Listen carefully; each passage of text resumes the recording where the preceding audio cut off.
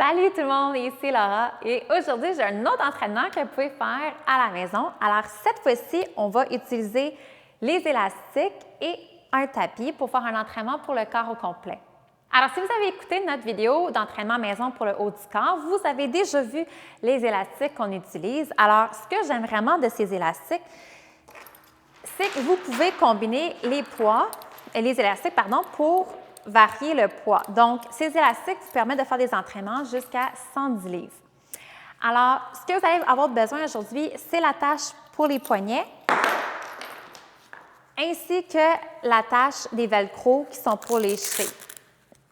Alors, assurez-vous d'avoir une bouteille d'eau pas loin, votre tapis yoga parce qu'on va faire des exercices au sol. Si jamais vous n'avez pas un tapis yoga, ce n'est pas la fin du monde. Vous pouvez toujours vous coucher sur une surface qui est confortable, un tapis chez vous ou un plancher qui n'est pas trop rigide. Alors, on commence ça.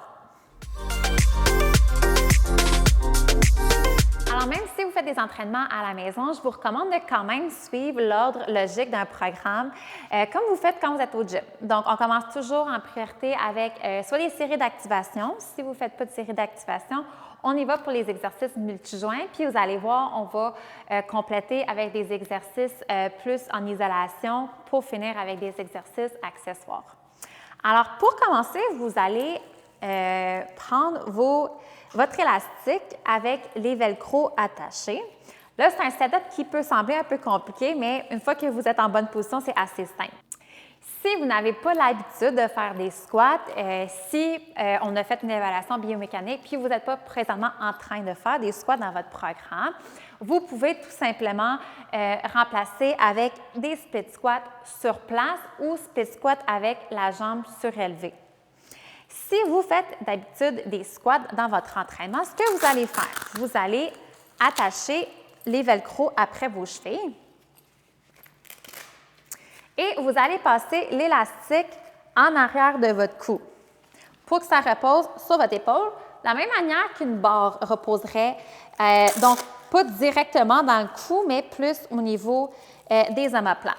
Ce qui va arriver, c'est quand vous allez vous redressez, vous allez remarquer qu'il y a une bonne tension au niveau des jambes. Alors, on y va comme des squats réguliers. Alors, ça se peut que vous ayez à tester plusieurs élastiques avant de trouver le bon.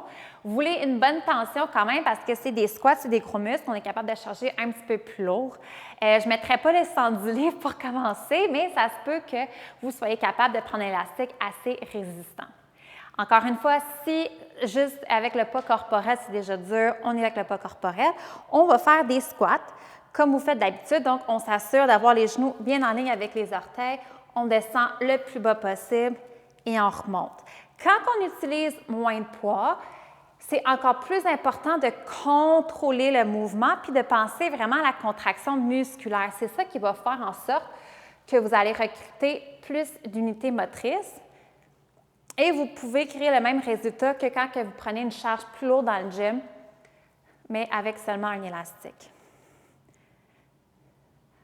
Alors, aujourd'hui, on va y aller pour 15 reps en s'assurant de bien contracter les jambes, serrer les fesses en bas, garder les abdominaux contractés, le tronc reste bien droit, les genoux toujours en ligne avec les orteils.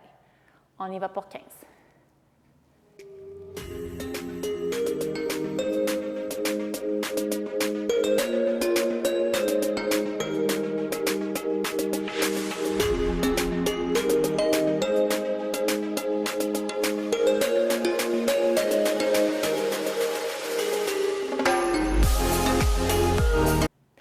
Quand vous avez fini de faire vos 15 répétitions, on va prendre une petite pause à peu près d'1 minute.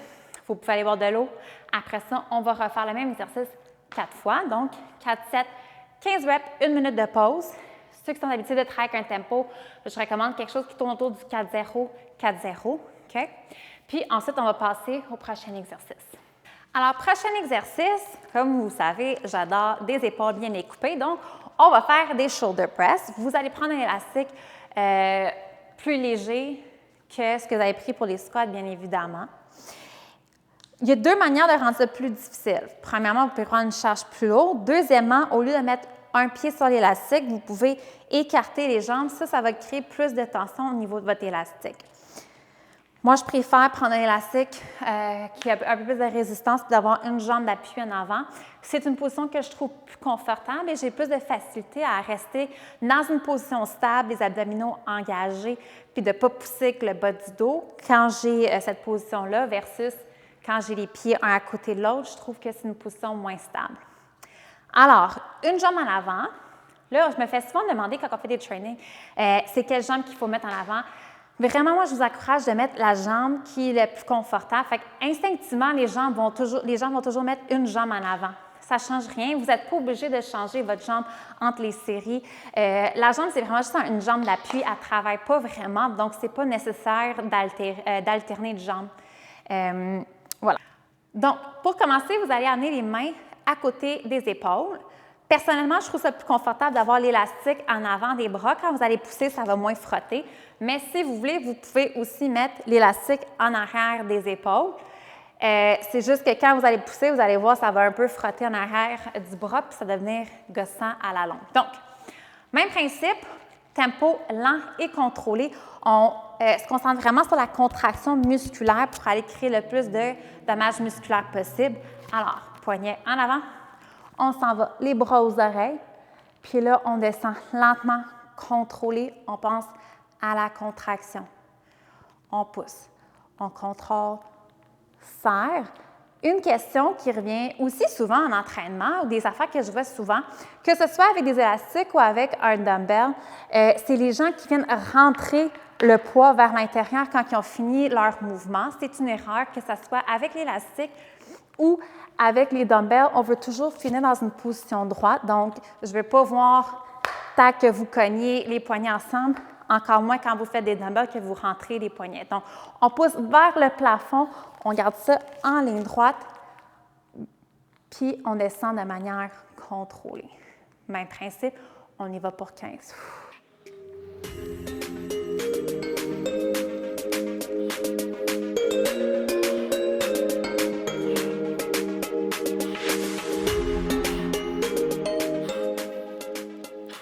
Alors, prochain exercice, on va retourner dans le bas du corps. On va faire des Romanian deadlift.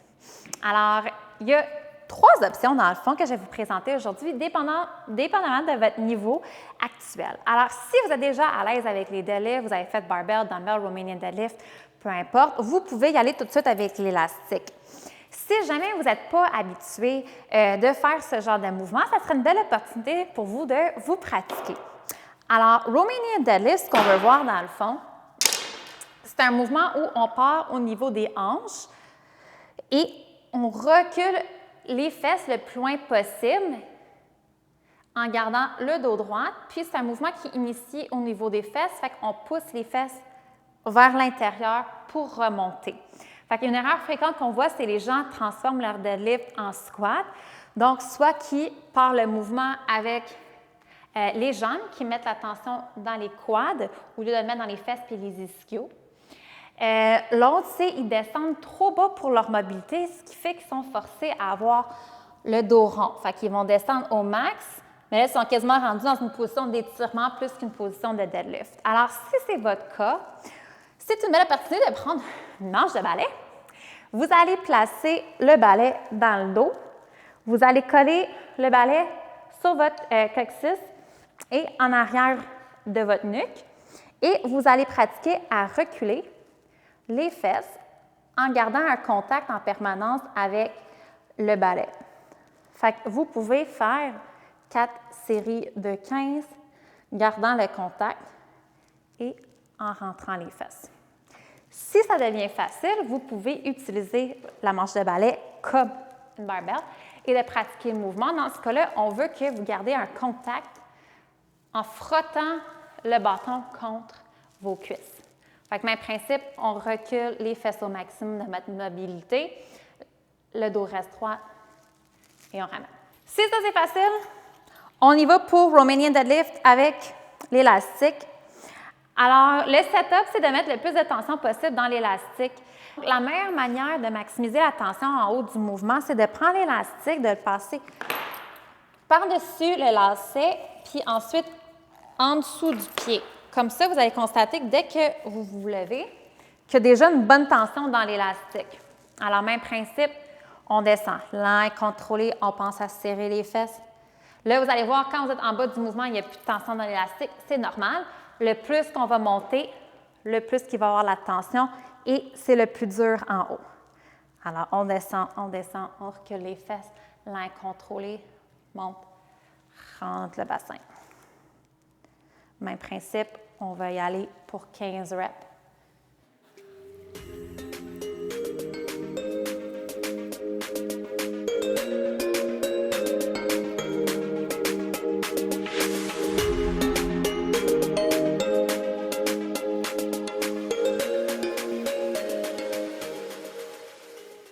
On retourne dans le haut du corps. Vous allez changer, vous allez changer d'élastique. Donc, moi, je recommande de prendre un élastique qui est plus lourd que ce que vous avez pris pour le shoulder press. Et on va appliquer le même principe, le même setup que quand on a fait des Romanian deadlifts. Donc, de passer l'élastique par-dessus les lacets, puis ensuite en dessous des pieds.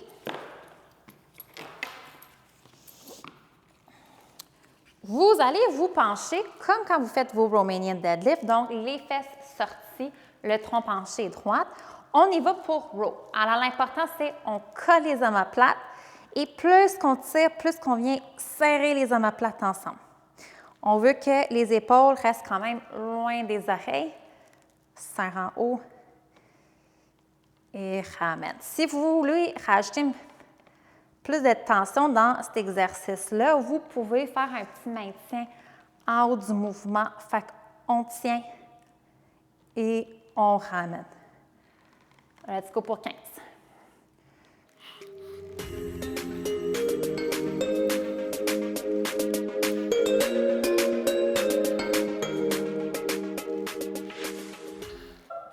Pour compléter, on va faire quelques exercices à terre sur votre tapis. Donc, premier, c'est pour travailler les fesses. Alors, ce que vous allez faire, c'est vous allez croiser votre élastique par-dessus votre lacet en dessous du pied, comme on a fait tantôt. Et vous allez passer votre jambe en arrière de vous pour venir à quatre pattes. Le plus que vous allez avancer vos mains, le plus que vous allez créer de tension au niveau de l'élastique. Ce qu'on va faire, c'est des kickbacks. Donc, on pousse et on ramène en pensant à bien serrer les fesses en arrière. Le but, c'est de pousser le plus possible contre l'élastique, qui est une erreur fréquente que vous allez voir, c'est les gens qui s'en vont vers le plafond. Donc, ce n'est pas un exercice pour être ballerine, c'est un exercice pour travailler les fessiers. Donc, on ne veut pas créer l'hyperextension lombaire comme ça, on veut garder le dos neutre. Puis, on pousse vers l'arrière, comme si vous vouliez donner un coup de pied à quelqu'un derrière vous. Alors, pousse, serre les fesses et on ramène. Pousse, serre les fesses, ramène. Lui, c'est un petit mouvement, fait que vous pouvez faire plus de volume sur un exercice comme ça. Fait que moi, je vais y aller pour 20 reps.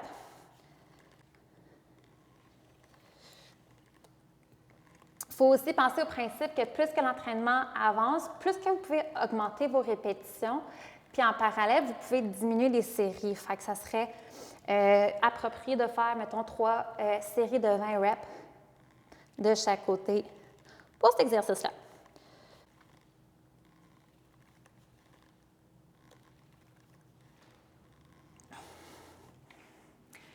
Et pour compléter le tout, on va faire un exercice, mon exercice préféré pour les abdos. C'est des crunch mains classiques. Vous n'avez pas besoin d'élastique ou rien. Fait on se couche sur le dos, on colle le bas du dos dans le sol. Les mains peuvent aller derrière la tête ou croisées. Moi, je préfère avoir les mains croisées, mais vous pouvez les garder derrière la tête. L'important, c'est si vous les gardez derrière la tête, de ne pas être tenté à tirer le cou vers l'intérieur, de quand même garder un espace entre le menton et la poitrine. Alors moi, je préfère, dans ce cas-là, simplement croiser les bras. Encore une fois, place le bassin. Vous allez penser à monter vers l'intérieur. Donc, c'est un mouvement où on vient coller la poitrine vers le nombril plutôt que de pousser vers le plafond, ce qui est une erreur fréquente qu'on voit. Donc, les mains croisées, on place le bassin. Plus qu'on monte, plus qu'on rentre, on serre fort en haut. On garde le bas du dos collé contre le sol, jusqu'en bas, et on relâche. Colle. On rentre. Et on serre, on serre, on serre, on serre. On peut relâcher en bas.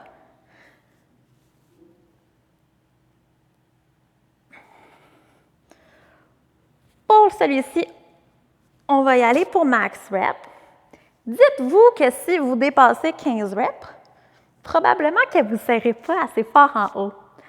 Alors, des fois qu'on est capable de faire beaucoup de répétitions d'un même mouvement, ce n'est pas nécessairement bon signe, ce n'est pas nécessairement qu'on est devenu vraiment bon dans le mouvement, mais c'est peut-être que plus les reps avancent, moins qu'on crée de tension musculaire, ce qui nous permet de faire plus de répétitions, mais ça ne va pas plus travailler le muscle.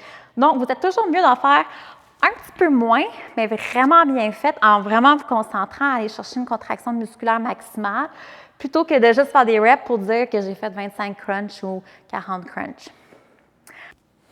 Alors, ça, c'était notre entraînement complet pour la maison. J'espère que dans les prochaines vidéos, on va se voir dans mon beau gym d'amour. Mais entre-temps, on va continuer de vous donner tous les outils nécessaires pour vos entraînements à la maison.